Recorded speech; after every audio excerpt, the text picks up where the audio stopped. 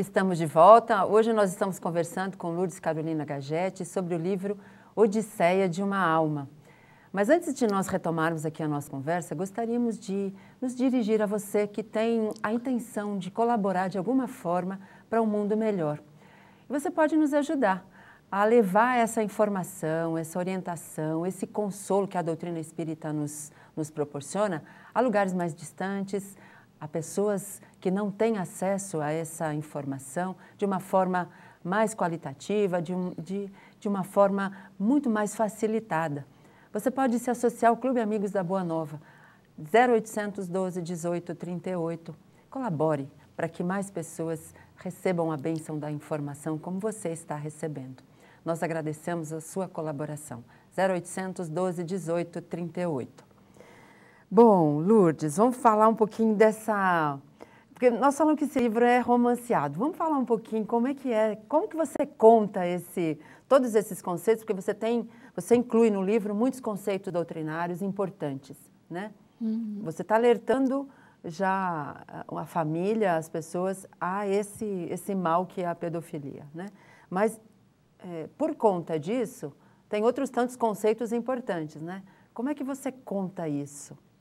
Então, Maria Isilda, a Odisseia de uma Alma, ela, apesar desse tema espinhoso, né, que é a pedofilia, a pessoa que o lê vai ver que ele, na verdade, é uma narrativa bem leve. Por que é uma narrativa bem leve? Que a personagem Lua, até o nome dela é diferente, porque o pai errou na hora de registrar, era para ser Luá e acabou ficando Lua. Então, ela assumiu Lua e está contente com o nome dela, tudo. Então, o que acontece? Ela é uma menina muito extrovertida, é uma criança ainda, né? Bem menina ainda, mas ela já tem uma mediunidade bem aflorada. Certo. É um tipo de mediunidade natural, espontânea dela. Ela conversa com a avó desencarnada, ela consegue ver os espíritos, conversar com eles.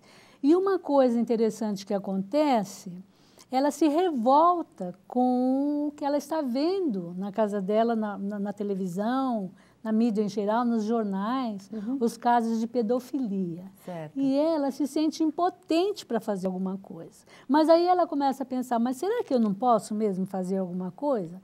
Aí ela lembra que ela costuma fazer viagem em corpo astral. Certo. Ela se lembra que ela tem a capacidade, né, a mediunidade de sair do corpo, de se desdobrar.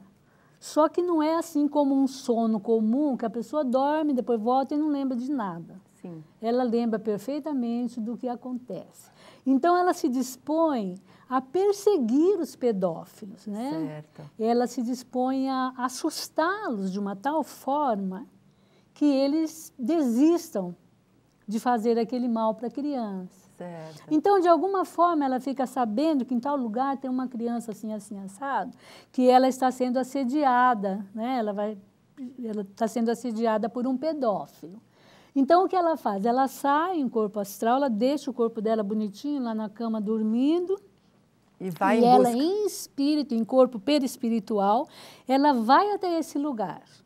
E a revolta dela é tanta, ela se sente tão assim, revoltada, porque ela também tem uma razão para isso, porque ela já foi abusada sexualmente numa existência no passado. E ela se lembra? Ela se lembra vagamente disso, vem como flashes para ela, mas ela se lembra que ela também já foi violentada, e isso só faz com que o ódio que ela sente pelos pedófilos ainda se multiplique. Certo. Então, o que ela faz, Maria Isilda? É uma coisa assim, muito interessante, porque você imagina o cidadão lá tentando se aproveitar de uma criança e ela praticamente se materializa perto dele. Só para ele? Só para ele. E ela cresce, ela usa o pensamento e a vontade para crescer em corpo perispiritual. Que nós sabemos que o perispírito é feito de uma matéria plástica, né, moldável ao poder do nosso pensamento e da nossa vontade. Né? Certo. Por isso que Jesus disse que ao pensar no mal, já o mal está pronto, porque nós realmente criamos. Certo. Então, ela tem o desejo de assustar aquele pedófilo, então ela cresce, ela põe uma expressão muito feroz no rosto, E ela assusta aquele homem. Ela praticamente se materializa para ele. Certo, certo. Aí o cidadão, lógico, perdeu o pique para a coisa, né? Teve um caso aqui na história que o cidadão quase morreu, quase desencarnou, de susto. Certo, certo. Né? Mas ela consegue. E tem um lance interessante que ela é levada ao capítulo que chama A Casa Amarela. Ela é levada porque lá tem uma criança cujo padrasto está pensando já há muito tempo em violentá-la, em abusar dela. Certo. E aí o espírito que toma conta desse lar é justamente o marido daquela mulher que se casou novamente, botou aquele homem dentro de casa, que agora está assediando a filhinha dela, que é uma criança de 4, 5 anos. Certo.